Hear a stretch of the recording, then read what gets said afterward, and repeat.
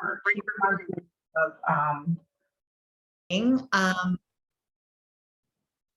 all right.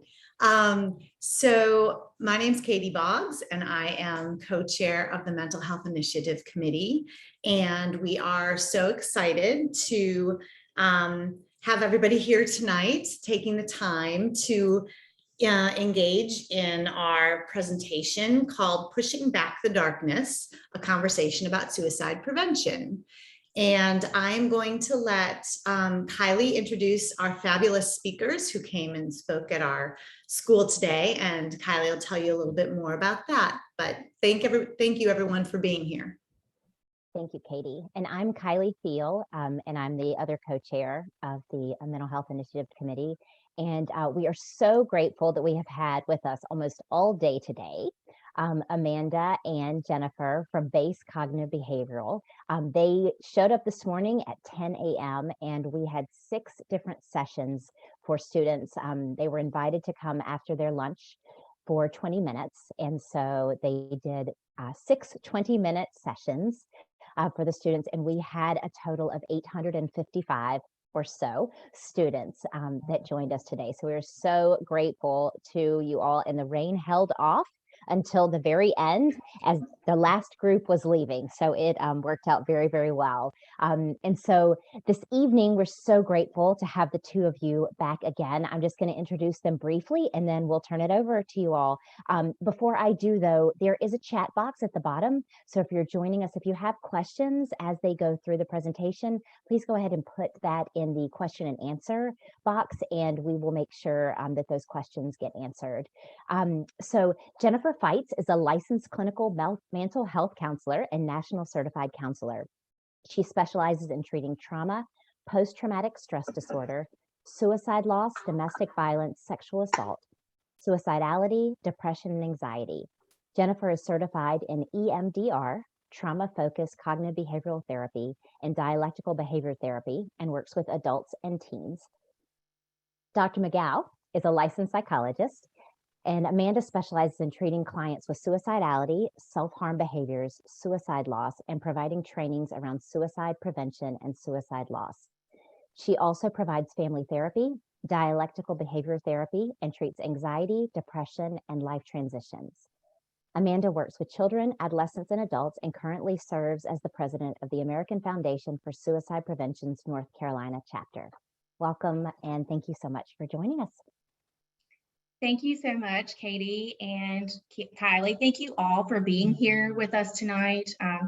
It really means a lot that you've taken some time out of your day to learn about this very important topic. We really do want this to be as informative as possible for you, so please feel free to ask questions. There are no bad questions. We had some amazing questions that we'll tell you about during this presentation from the teenagers today. We were just very grateful for how engaged they were and how interested they were in this topic. So we'll go ahead and get started. We are going to cover, if I can get the slides to advance.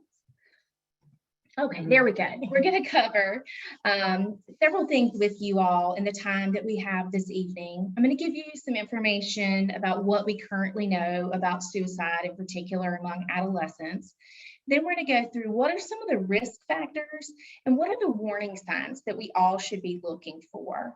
And we spent a good bit of time on the warning signs with your teenagers out of the 20 minutes that we had today, so they know some of those as well. Then we're going to go through those protective factors, what we can build up as positives with our adolescents to help them, promote emotional wellness and maybe be less likely to be at risk for suicide. We're going to talk about how to talk about mental health and suicide with your teenager. It's a very important conversation. And then we're going to share some resources with you towards the end. So let me tell you what we currently know about suicide in this country. Suicide is currently the 12th leading cause of death overall in the United States. This is a significant factor, as you can imagine, with it being 12th up until COVID and some of those COVID-related issues. It was actually the 10th leading cause of death across all ages. We're going to be focusing more tonight, for obvious reasons, on adolescents. However, any age range can be at risk for suicide, and the warning signs that you would see will be similar. So keep that in mind as we go through some of the material tonight. When we think about what that actually means, being the 12th leading cause of death in the country, for me, hearing it this way was really impactful, and I hope it may be for other people. 130 people per day die in this country by suicide. That is the equivalent of, American Airlines or any other airline losing one of their smaller jets per day. If we had a plane every day with 130 people going down, this country would go bananas over that. We would in no way tolerate that. And in fact, when Boeing had some issues with one of their jets a couple of years ago, we didn't tolerate that. We pulled them out of the sky.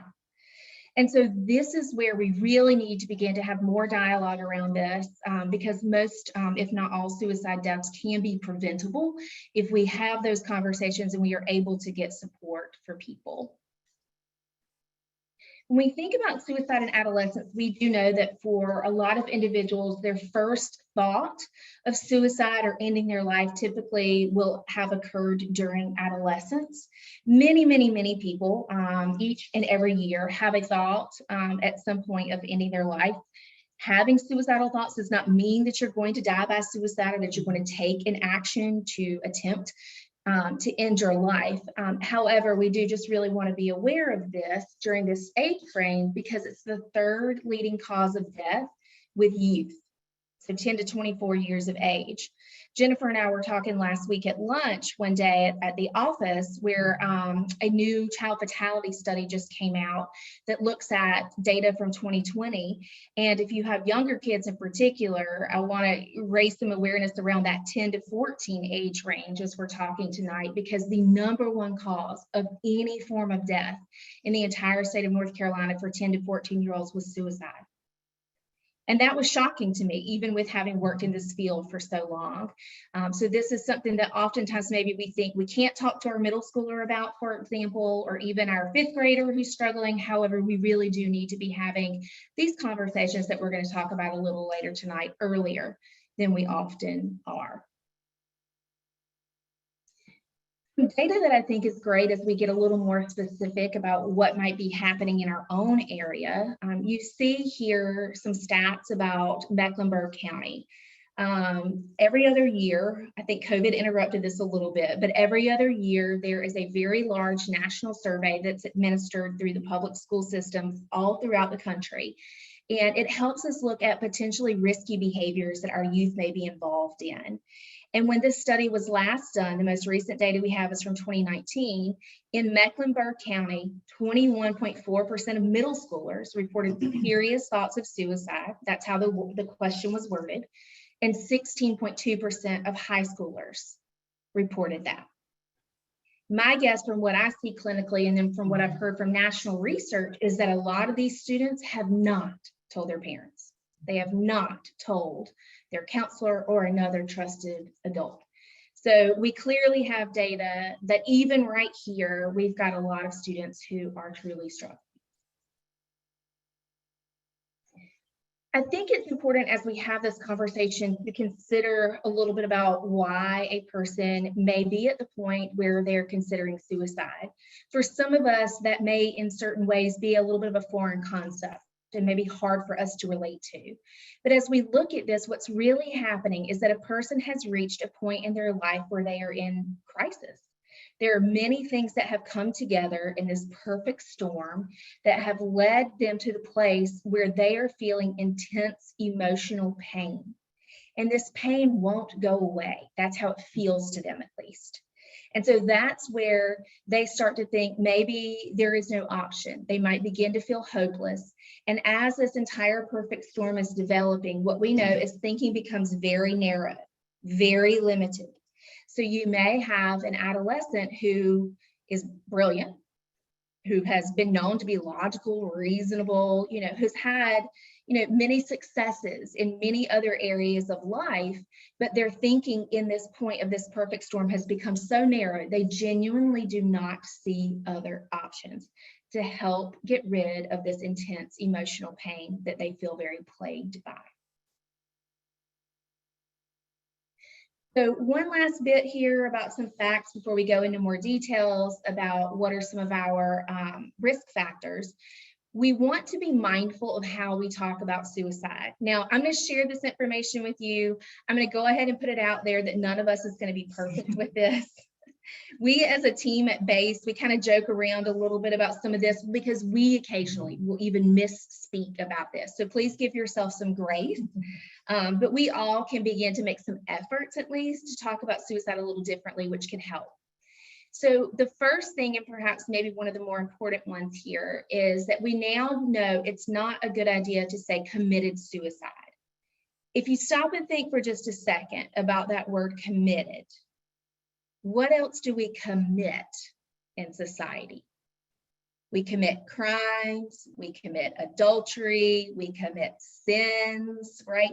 Those types of things are negative in nature generally, right? We don't associate those very positively. And so that word committed has become associated with there being something really bad. Strangely enough, years ago, throughout most of our country, dying by suicide was a crime. I'm not sure who got charged because unfortunately that person has passed, but it's crazy, right? But that's how it was viewed, right? You think about maybe some of the things we viewed mental health poorly in the past too. It kind of goes along with that. So we now know, thankfully, we can all talk about that's not the way we want to discuss suicide.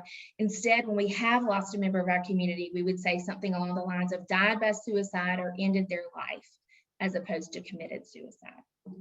Along with that, there is no such thing as a unsuccessful suicide attempt, meaning the person survived. That is the best possible outcome from a suicide attempt, is that they have lived and that we now have another opportunity to get them support and the help that they need to find a way to keep living. So we don't want to say they had an unsuccessful attempt or a failed attempt, for example, or that dying by suicide was a successful suicide attempt. Of course, we can all agree there's nothing successful about that. That's very painful. We also want to remove any type of value judgments. This is really important, especially as we get to the part tonight about having this conversation with your teenager. If you tend to judge somebody who is struggling with mental health or suicide as weak or selfish or, unthoughtful, ungrateful for the things that they have in life, etc., those are just some examples, your kid's going to hear that. And then it becomes unsafe to come to you and say, I am really struggling. I am having these thoughts, right? Because then the implication is I am selfish, I am ungrateful, I am weak. So be very mindful of that. I've had many teenagers when I've said, why didn't you tell mom or dad about this? When it's reached a point of a crisis, and then I'm working with them after discharge from the ER or something like that, where they'll say, like, I've heard my parents say that's weak. So be very mindful of that. And then the last part here about how words really do matter in relationship to suicide. When we have lost a member of the community, or even if there's been an attempt on one's life, we want to make sure that we don't glamorize that. We absolutely want to honor and love that person. But we don't want it to become that suicide has elevated their status in some way, because that might make suicide a more appealing option, if you will, for students who are already struggling. So instead, we want to kind of stick to the facts, focus on a message of prevention, like what can we do? How can we support you if you were ever struggling this way? And then, of course, treat that loss just like you would any other loss, right? So do the same types of thing if there's been a suicide in your community as you would if there had been a car accident or a death by cancer or something like that, for example. Any questions about those facts that we shared, or about how we can talk about suicide before I move into some risk factor information?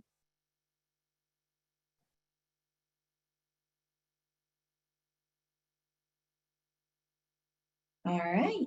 If you think of anything as we move along, just feel free to put it in the chat and just let us know. We'll also have our emails at the end. So if there's a question that you have that maybe you don't want to ask tonight, you can email us as well.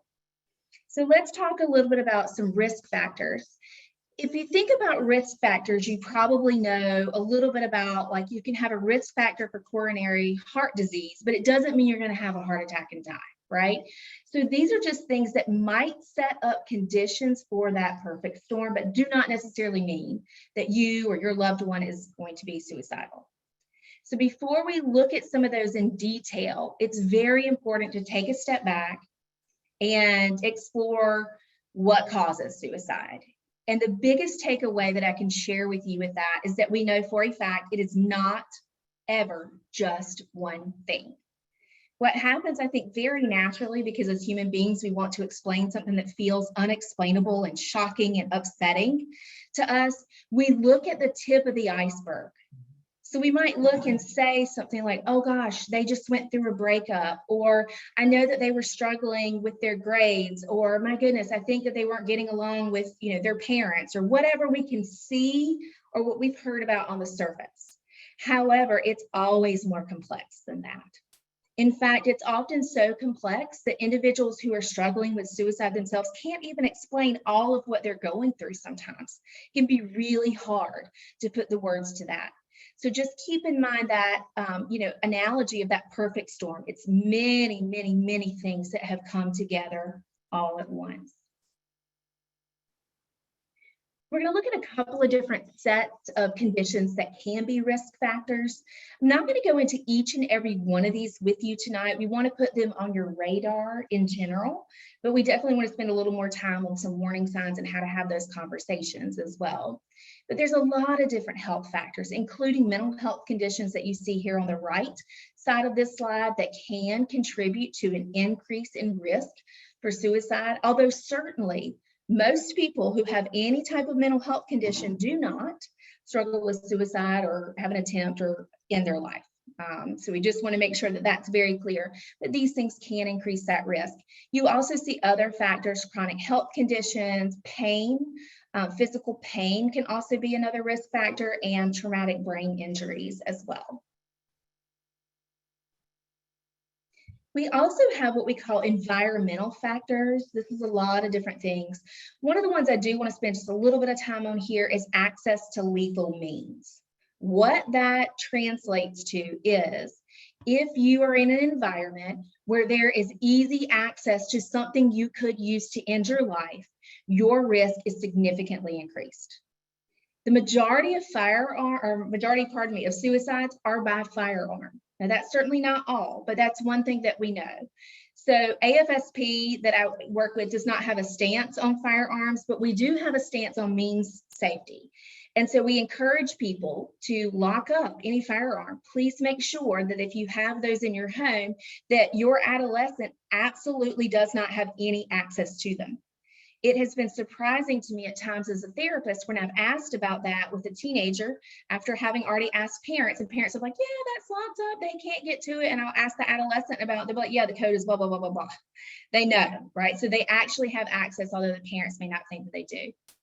Same thing goes sometimes for making sure medications are appropriately stored, just anything that we can do. We certainly cannot reduce any and all risk. I want to be clear about that. There is no way to do that in any environment, but certainly if we think our teenagers struggling, if we can try to secure things that are most likely to be a lethal means, then that can be a helpful step to take. We also know that stressful life events of any kind, as you see here, different types of losses, different types of relationship strains can be a piece of this. Having been exposed to a suicide loss actually increases risk, and in particular among adolescents. Now, that does not mean that your teenagers, because there have been losses in your school community this year, are necessarily at risk. But that is where it's really important that after a suicide loss occurs, the appropriate support is provided. We call that postvention. You don't have to know that word, but there are just healthy ways to talk about these things and make sure children and adolescents like your teens understand that there are better ways to handle problems, that there is support out there, that adults do in fact care about them. So we want to kind of provide that and just make sure those conversations are happening. Lack of access to care like mental health treatment or even physical health treatment. Academic stress can certainly be a risk factor that can increase things for some individuals. And then we know through lots and lots of research that being a part of the LGBTQ community can increase risk for suicide. However, having just one adult that affirms their identity helps to decrease that risk. So that's an area where hopefully we can provide some good support. Historical factors here, excuse me. You see these if there's any history of previous attempts or self-injury. Pardon me, if there's a family history of suicide or suicide attempts, again, does not mean that because you have a family member who has struggled, or if you've struggled yourself, that your teenager is absolutely going to struggle. It's just that there can be some genetic linkage that we're seeing more and more in the research. And then abuse and any type of trauma also increase that risk. So let me pause right there. Are there any other, I see maybe there was one question that came through. The question that came through was, if a student tells a school counselor that they are considering suicide, is the counselor obligated to inform the parents?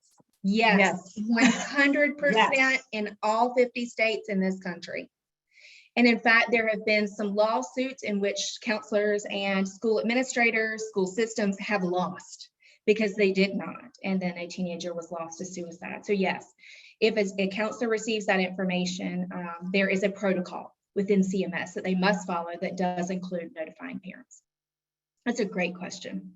And just to be really clear, that we fall under that same heading. Yes. If we are working with a student, so I mean, that is kind of across the board. If you are a helper role within a student's life, the technical term is a mandated reporter. We have to say something. We have to share that information.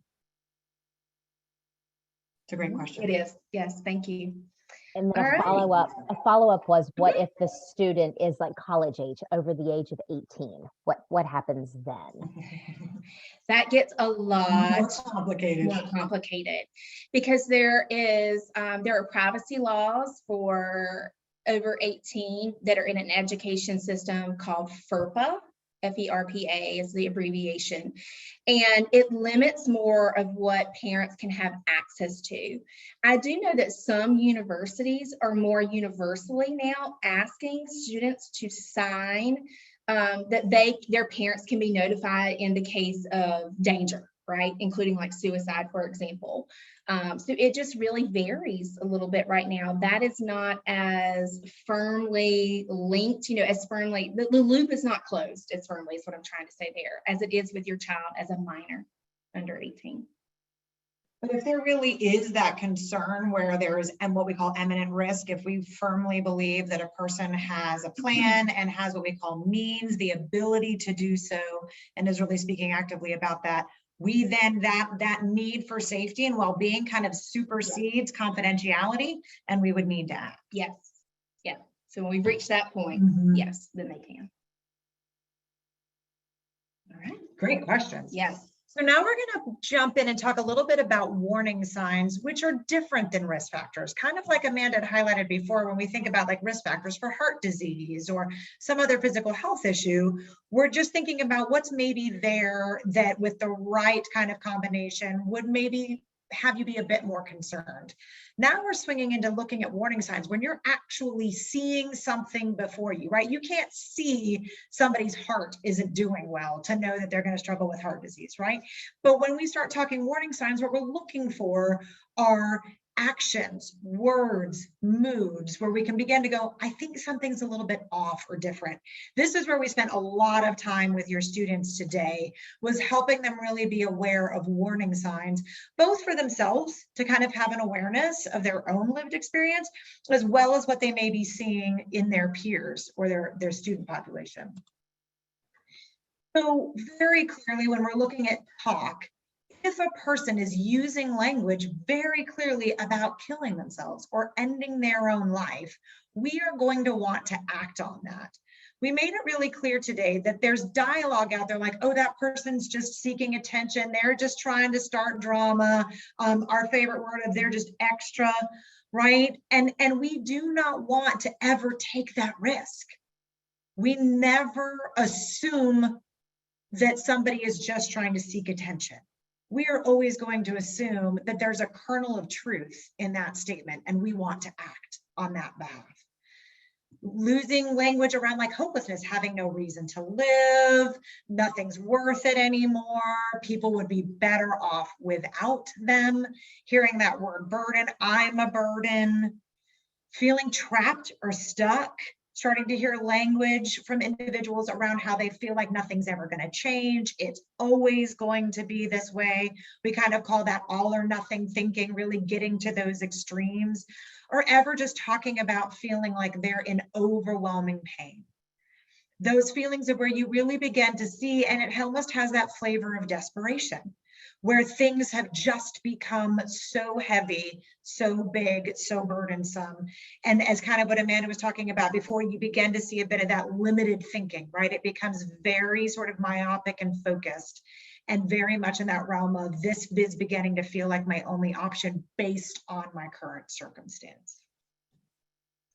If we really begin to see pain in a student's behavior.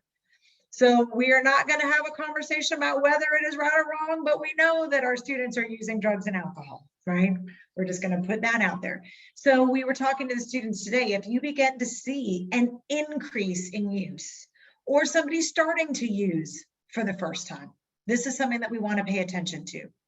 Researching ways to end our own lives. Unfortunately, you guys, there are people that very intentionally post ways and means to end your life. There has been lots of litigation even around this, and it falling under freedom of speech and all these different things. And you can probably imagine where Amanda and I stand on this topic, but we just need it to be known that that is easily accessible with a quick Google search. Any sort of risk-taking behavior. So yes, some of this may seem very clear, but really what we're looking for is if a student is starting to take action where they're putting their life at risk and it doesn't really seem to faze them. They don't seem to be bothered or impacted by the fact that they could really end up hurt or dead. Starting to withdraw or isolate. This is a student that maybe has been very active with their peers or on a team or at work or in theater or musical, whatever it would be. And all of a sudden we see this person withdrawing and isolating, being less engaged, less inclined to go out and be social or be a part of something that they used to be. Changes in sleep.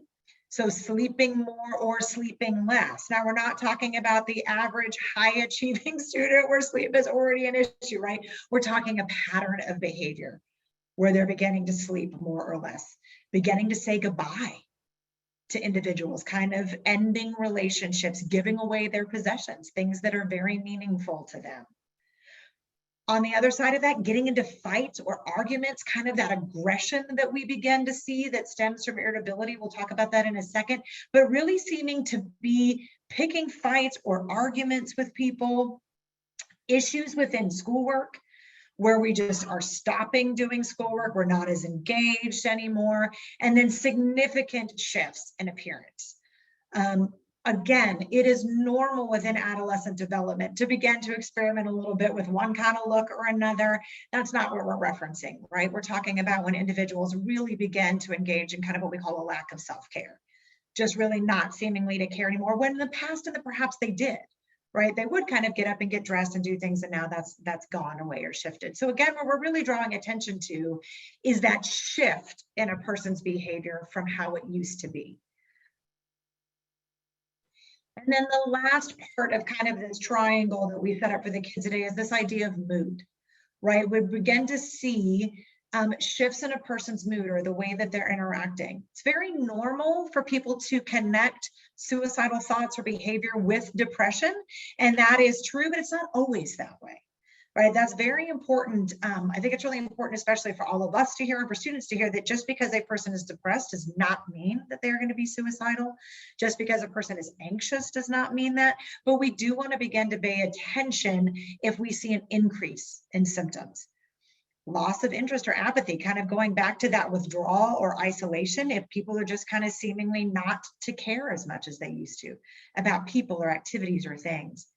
Rage, just that anger that seems to come out of nowhere, that 0 to 60 level of anger that feels very irrational, or it does not match the circumstance at hand.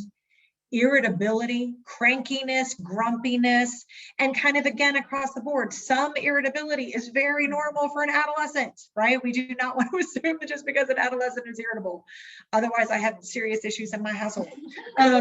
But if we're beginning to see that as pretty consistent across the board, If there's been a circumstance of humiliation or significant embarrassment, if there's been something that's happened within their social construct or on social media where they have felt humiliated or embarrassed, that is something we need to be paying attention to. Again, that anxiety, we talked about it before, and that connection to impulsivity. Again, we know that adolescents can be impulsive. Unfortunately, they are just starting to develop this part of their brain, their frontal lobe, which is what often will help them slow down. But if we are seeing a student engaging in lots of impulsivity, along with what we kind of talked about before with that risk-taking behavior, that combination, again, we really want to be paying attention to in some of those warning signs that we're trying to notice if we maybe need to step in and start having conversation or asking questions. Before I move into some of these protective factors, any questions? I see a couple, I don't know. Someone asked if kids who are really committed to ending their life tell someone. Yes, sorry, yes, they Yeah. do. Yep. They can have a very serious plan and have a strong belief that that's going to happen, and they will still tell somebody. I think that's a great question because it's a myth that's out there that if you're talking about it, that you're not actually serious and going to follow through. I wish that was true. I really do, because then it would be nice and neat and right. We could just say, hey, if they said it, it's not going to happen. The reality is that that's not true. Some people who have every single intention of ending their life say it, and others don't. Yeah. But I think that's really what Amanda just said is really important to highlight too, that there's, we wish we had better, again, those clean boxes about if you say something or if you don't say something. And I think it's really built upon the fact that I think often individuals are looking for somebody to react and to respond to what it is that they're saying. And they can be very serious about that plan because they may believe that nobody is going to react or respond. But that's, again, as Amanda said, is a myth that they won't say anything. It's a great question. Is that it? All right. So now we're going to move on to those protective factors, which we kind of think about as strengths, things that we can look at within our students or ourselves to say, oh, this is good. I can build off of this. So physical and behavioral health. One of the places that Amanda and I always start in this work, whenever we are working with individuals that are both struggling with suicidal thoughts, as well as those who have lost, is this idea of hope and hope building. If we can begin as this platform to create a space where we can begin to see beyond our current painful circumstance. What is it that we can begin to use to say that there is a life worth living? Okay, access to care. If we know that there's the ability to seek help, to find a counselor, to find mental health, a doctor, somebody that will listen to what it is that we need to talk and share with. We talk about psychological and emotional flexibility, right? I mean, I always kind of say life is going to hit you. We got to learn to pivot and hit back, right? Like this is an incredibly important thing that we want to try to foster. And it's incredibly important to be flexible, to see different sides of a coin, to be perspective taking. This is really important for us as parents, to be willing to be flexible in the way that we maybe always think about things or see things. And then the ability to be problem solvers. Amanda and I say all the time, problem solving is a coping skill. First step of problem solving is information gathering, right? So we got to make sure we're willing to ask questions. And then that's how we can be best to begin to problem solve. Positive self-esteem. We talk about this all the time, but it really is important to be building up our students. Everybody is good at something. Everybody has something about them that makes them special, that makes them unique, that they're good at. And if you ask most adolescents, they may struggle to be able to answer that question, but those of us that see them and engage with them, we can provide that feedback. We can speak positively into their life and be able to say, here's what I see in you, right? Emotional wellness and well-being connects to that. Then the importance to take care of our physical well-being. We say all the time, and this came up today, we had a great question around weakness. We're going to talk about this a bit more later. We talk about how if you had an ear infection, my daughter had an ear infection 2 weeks ago, right? She immediately popped into my room and was like, my ear hurts, right? And I didn't delay in taking care of her physical well-being. Didn't even cross my mind. Yes, let's go to the doctor, right? We need to be paying attention to that and caretaking, because that also then connects to our emotional well-being and our emotional health.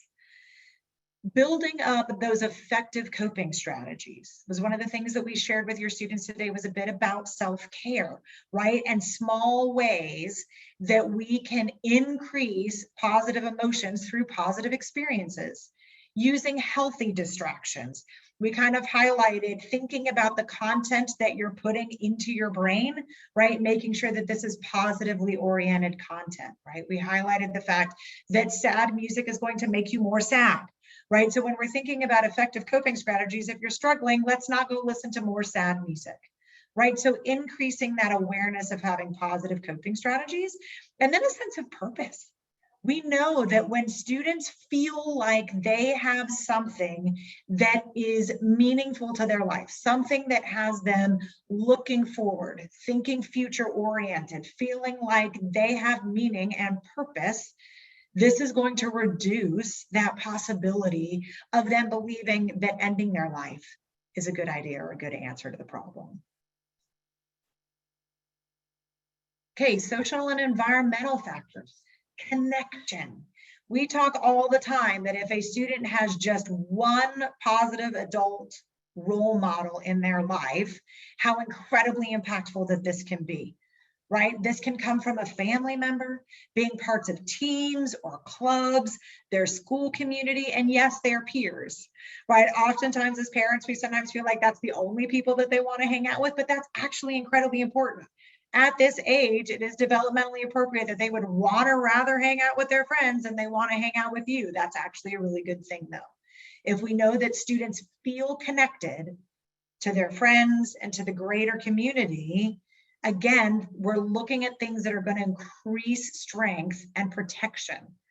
If they just have that one caring adult in their life, they know that somebody genuinely cares to see them every day. It's going to want them to show up every day.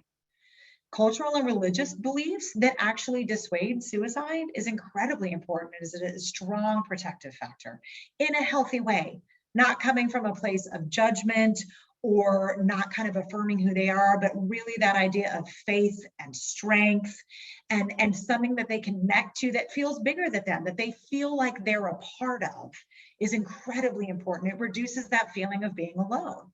You guys can probably begin to see kind of a thread as we're talking about this, when we're really thinking about the things that are going to decrease the possibility and increase positivity.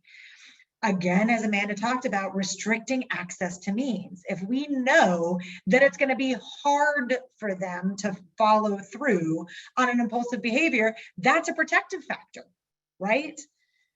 Again, restricted access to alcohol and drugs. Sometimes this is something that we don't necessarily always pay attention to because we maybe assume, oh, not my kid, right? But we need to be really aware about what this looks like to, again, restrict access. And then, as Amanda already stated, having affirmation within their environment for an LGBTQ student, that someone is acknowledging their identity and acknowledging seeing them as they see themselves is incredibly important. Okay, so before we go on real quick, any questions there? Okay. All right. So now we're going to move on to this part of actually having this conversation and dialogue. So this is the tagline, the phrase from the American Foundation for Suicide Prevention is that talk saves lives. We know that a very simple question can be the difference between life and death for an individual. And this was another big thing that we highlighted for your students today, is to how to have the conversation, how to just start. So when we are thinking about this as parents, though, we know that there needs to be a dual approach. So we are 100% going to encourage proactive conversations. We entitled our talk today with your students, Starting a Conversation, right? We want them to feel like this is just the beginning of something that they're going to be talking about. And we really hope that you guys as parents are now going to pick up that conversation and keep going with it. It's incredibly important to be talking about this with your students in an open way in a way that feels like we're ahead of maybe where we think we are, right? As opposed to then reactive conversations when we're trying to play catch up to a very difficult circumstance. Both are necessary and both have a distinct purpose, but we're always going to encourage people, like I'm sure you all have had proactive conversations with your kids about drugs or alcohol or sex or driving or whatever it would be that is typical for an adolescent. Lots of proactive conversations about study skills and grades, I'm sure, right? This needs to kind of fall into that same category. If we're having a proactive conversation, again, kind of like I said a second ago, this should be kind of like any other important topic that you would talk about. We know the research is out there that if we talk to our students about drugs and alcohol, it reduces the likelihood for you to use them. If we have proactive conversations about sex, it actually reduces the likelihood. Now, likelihood, it's been a lot of talking today, so excuse me. It reduces the likelihood of teenage pregnancy, right? This falls into that same category. If we're having proactive conversations, it's going to reduce the likelihood of a student making an attempt on their life. Please hear us. This does not plant the idea in your student's head. We shared with your students today this very same messaging, and that research is telling us that a third grader, an 8-year-old, as young as that age, understands the concept of ending their own life. It's out there. It is in social media. It is in, I'm sure you guys can all bring to mind a famous individual that has ended their life by suicide. The dialogue is out there. This is not going to plant the idea in your student's head. Having a non-judgmental approach, going back to what Amanda shared earlier, kind of those do's and don'ts of language, putting this into that kind of judgmental or negative connotation about the type of person who talks about suicide or is struggling with their mental health. I always encourage parents open-ended questions. Tell me what you're thinking. I'd love to hear your thoughts about fill in the blank, right? That's a really great way to be non-judgmental, and sticking to the facts creates non-judgmental language. Talking about mental health and normalizing it, right? The idea that we all have physical health, right? We would talk about heart disease if that ran in your family, or diabetes if that ran in your family. In the same way, we need to be talking about mental health, which is equally as important. And oftentimes equally outside of somebody's control. I was having a conversation the other day with a student about their mental health in the same way that if you have diabetes, there's nothing that you can do about that. It's your body fighting against itself. In a lot of the same ways about mental health, chemical imbalance in your brain, something along those lines, right? But just normalizing this. Normalizing, or excuse me, that you're always going to be there for them. That this honesty, this dialogue, their willingness to speak openly about this with you will not change how you see them or how much you love them. Oftentimes students are always, if we think about what is the thing that they're the most oriented to, is like, is mom and dad going to be disappointed in me? Are they going to be mad at me? Are they going to see me differently than they used to? They used to think I was a strong, quote unquote, good kid. And now they're going to think fill in the blank. Right? So we need to proactively let them know that this will not change that. And we need to ask directly about suicide. Are you thinking of ending your own life? Are you having suicidal thoughts? We've got to put it out there. We have to be the one to start that. As the adults, we have to model that it's okay to talk about that. And then be willing to share resources and supports. Y'all, as parents, we do not have the question to every, or the answer to every question. It's not possible. But what we can equip ourselves with are the resources that are out there. And we can kind of model, let's go look together. Let's make sure we've got all the resources and supports that we need. And do that alongside them. And be willing to say, if they ask you a question that you don't have an answer to say, you know what, I don't specifically know the answer to that. Let's go look together, right? And showing that you're in partnership with them around this subject. All right. Kind of adding on what Jennifer's sharing with you about a proactive conversation. On the reactive side, if you are worried, if you are recognizing some of the warning signs that I spoke about earlier, Jennifer spoke about earlier, I spoke to your kids about today, then here are some steps that we want to take. And these are the same steps that we talked to your adolescents about today too. We want to have this conversation with our teenager in private. This is not the dinner table conversation or the thing to bring up while you're, chauffeuring them and their friends to the movies on a Friday night. This really does need to be, parent and teen only. So we don't want to have any other distractions or any other things or individuals that would make our adolescent feel less safe and comfortable having this conversation in an honest and open way. As you start and you're asking them, how they're doing, are you okay? Those types of maybe questions, open-ended, as Jennifer mentioned, to get the dialogue going, it's extremely important that we listen. I am definitely, and Jennifer said this to your teenagers today, that she is too. We both have that instinct to immediately want to jump in and help people problem solve, right? We want people to feel better. And yet at the same time, if we do that, we're not really listening. We have to listen. We have to let them share all of what they're going through. And we, as their supportive adults and parents, we need to validate them. We need to say, hey, what you're thinking, what you're feeling, what you're going through, I hear you. I see you in this, and I'm here to support you with this. As we have this conversation, we are going to express that we're concerned about them, that we care about them. Remember, this conversation is in no way meant to be judgmental or punitive. This is not the place to be like, we provide everything for you. How could you possibly hate your life? Like, we are leaving all of that out because that's going to shut the conversations down. We are just saying, I really care about you. I'm worried about you. I can tell you're really struggling.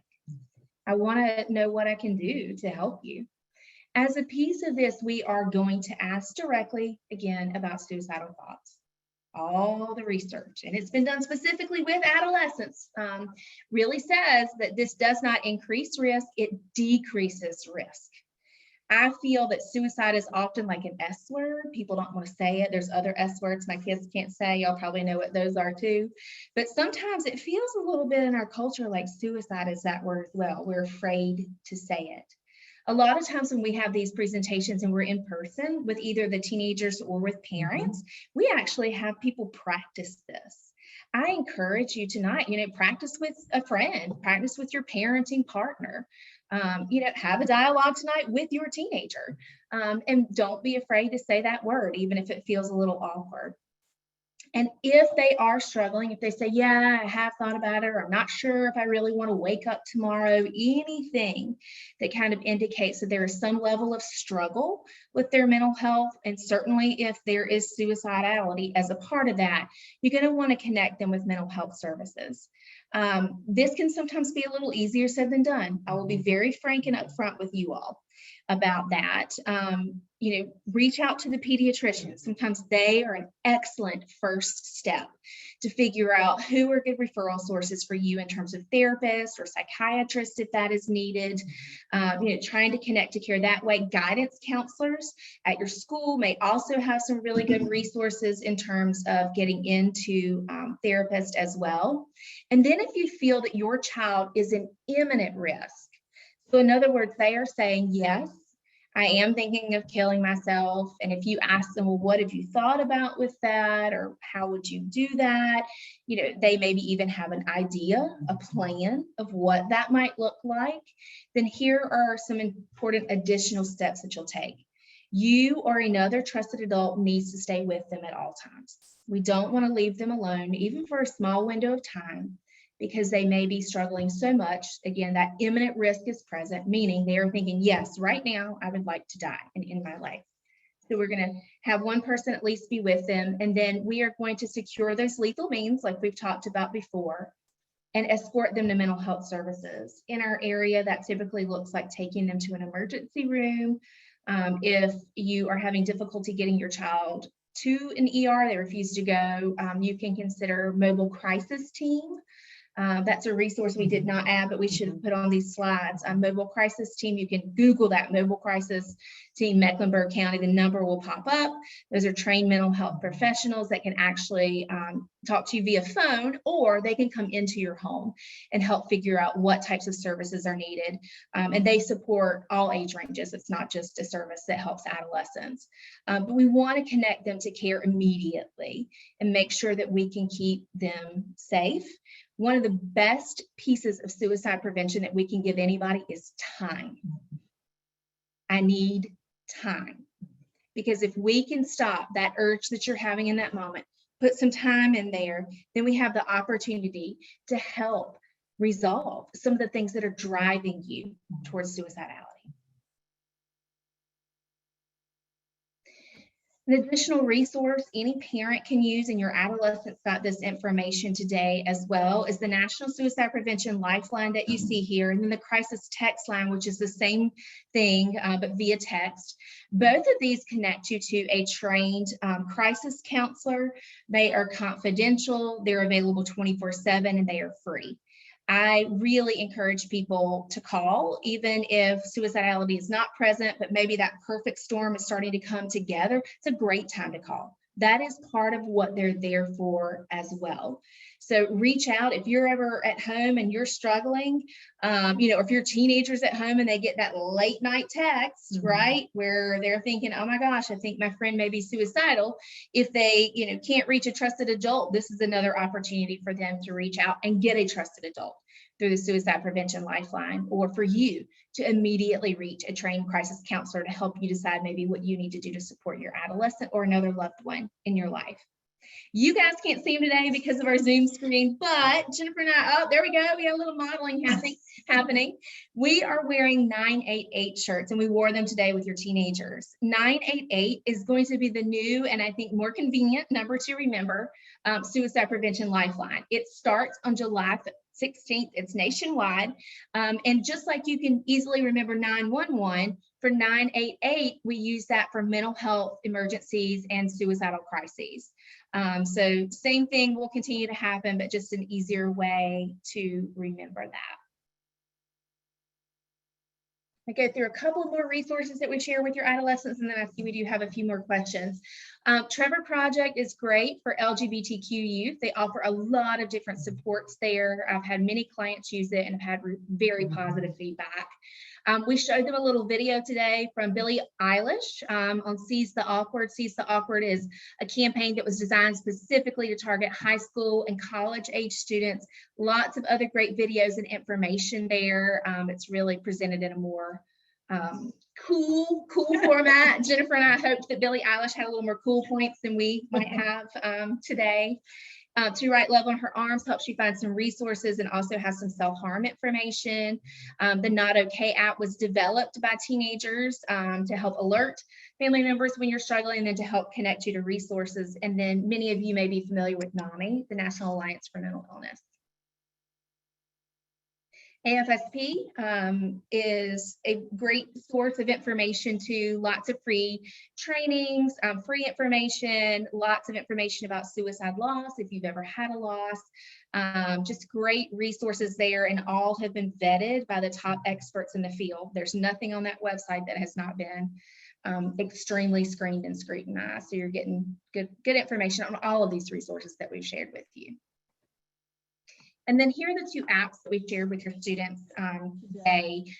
So the My3 app is an app that allows you to put in like your top 3 contacts who you would feel most comfortable reaching out to if you were having a hard time and struggling. It also includes a quick button link to the Suicide Prevention Lifeline, and includes some ways that you can write down some coping strategies and other skills too.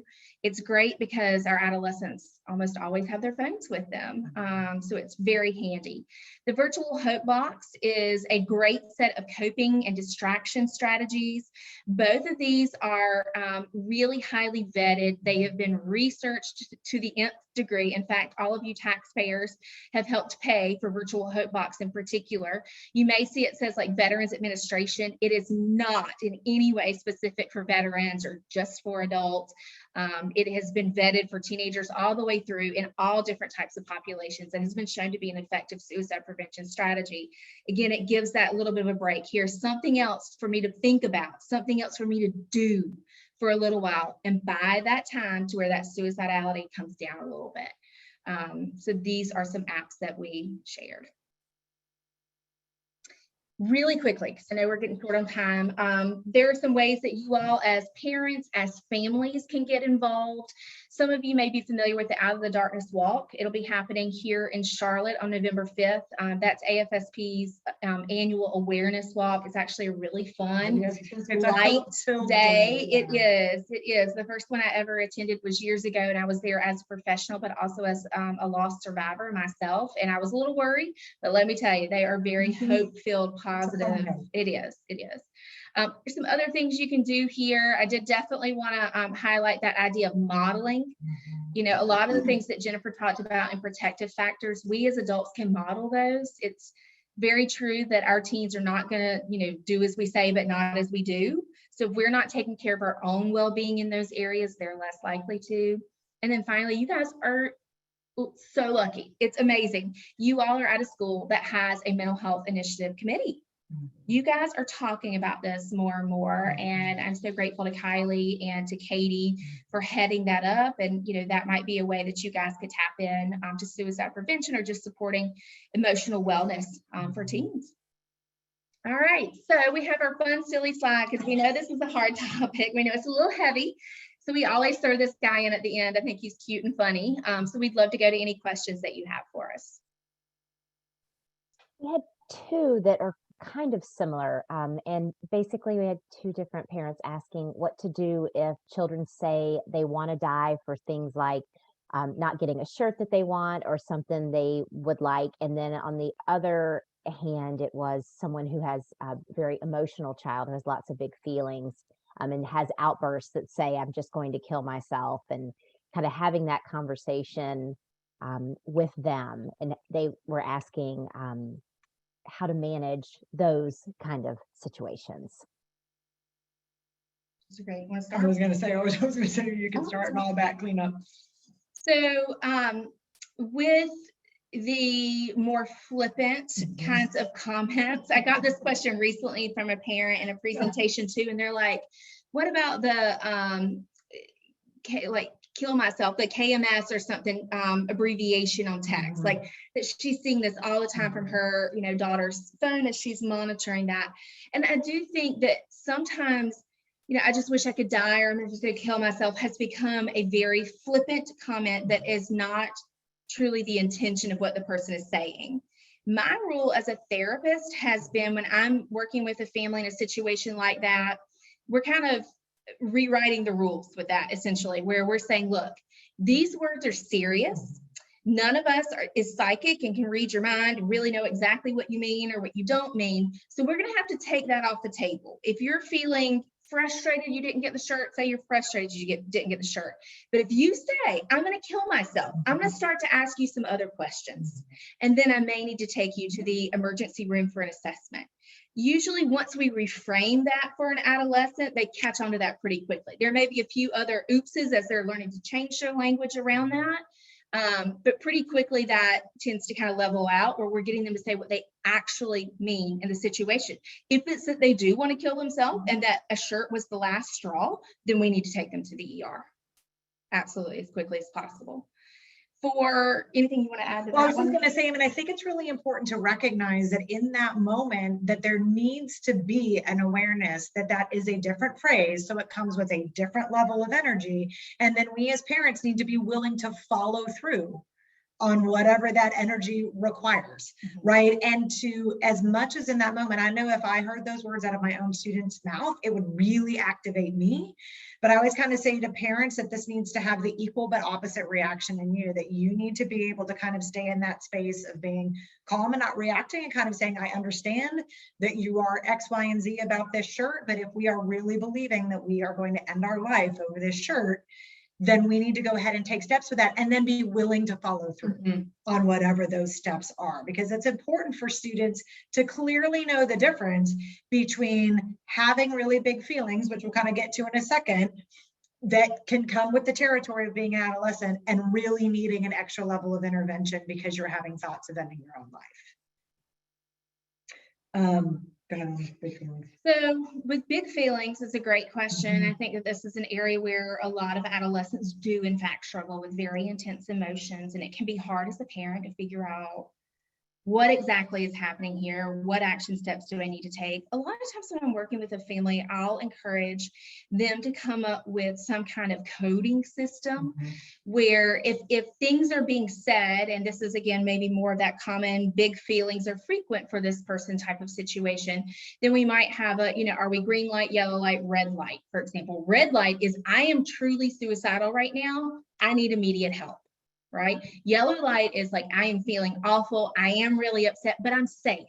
I'm not going to take any action to harm myself. So I've done it that way. I've used numbers sometimes with some kids where they prefer that instead of, that yellow, red and green kind of concept, but there needs to be some additional follow-up. And those kinds of systems have been useful and have felt less like an interrogation to some students that I've worked with. I think one of the other things to kind of highlight that just because a student has really big emotions doesn't necessarily mean that they're thinking of ending their own life, right? So again, coming back to focusing on ways to have healthy coping skills ahead of time. We say to students, when we're doing a lot of, you heard that both Amanda and I do something called DBT, dialectical behavior therapy.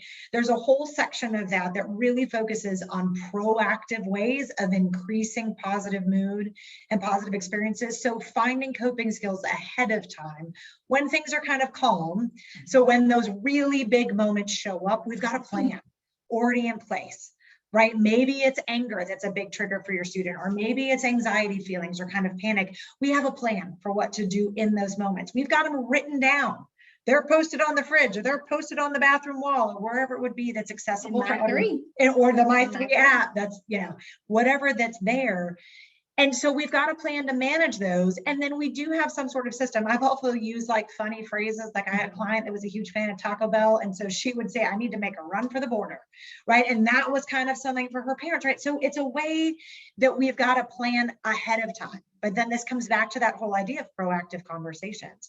We can't be trying to figure this stuff out when a student has already gone from a 0 to 100.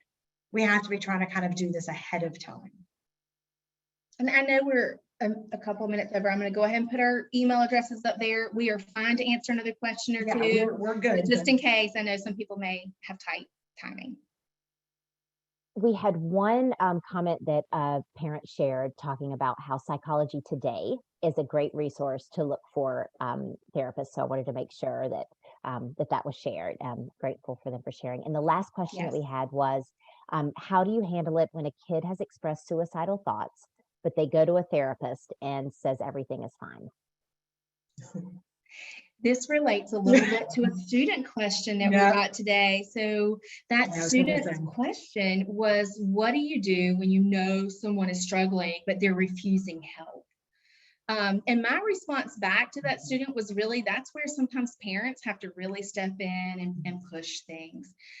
If your child is not opening up to the therapist, it's always a great idea to kind of explore why.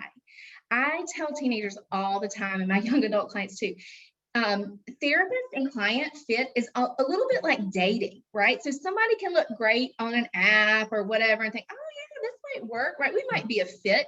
And then you meet them and it just doesn't click, right? So I would always want to know from my teenager, like, do you like this therapist? Do you feel like you're getting what you need from them? Like, is this your person? Is this your therapist? Or do we need to find somebody different? Most therapists are very, very, very understanding of that. We get that it's a fit and we want to help your child find the right fit. That's actually part of my orientation for every client. If I'm not the one for you, that is A-okay. Let's find you somebody who is. And I would also say, if that sounds like a very specific circumstance for somebody, I mean, whenever I'm working with adolescents, I make it very clear from the beginning, if there's something going on, please email me, please tell me, right? Set the stage. If there's something going on at home or you're hearing language, I cannot read your student's mind, right? Or I can't read your mind. Please, please, please let me know. So I would always say to a parent, if you're hearing something or you're concerned, please email those or call or however you normally communicate with the therapist to let them know what you're hearing. Kind of back to that question we had earlier, if the person is over the age of 18, I have students that I see that are over the age of 18 but are still in high school. I may not be able to respond to your email, but it's wonderful to get that information. So please don't assume that it's not okay for you to be sharing that information or whatever concerns that you have. Perspective is huge. And so when we get one-on-one with a student, we can only do with what we hear, right? But if we have other people's perspectives that's happening, we can then manage that and work that into the conversation.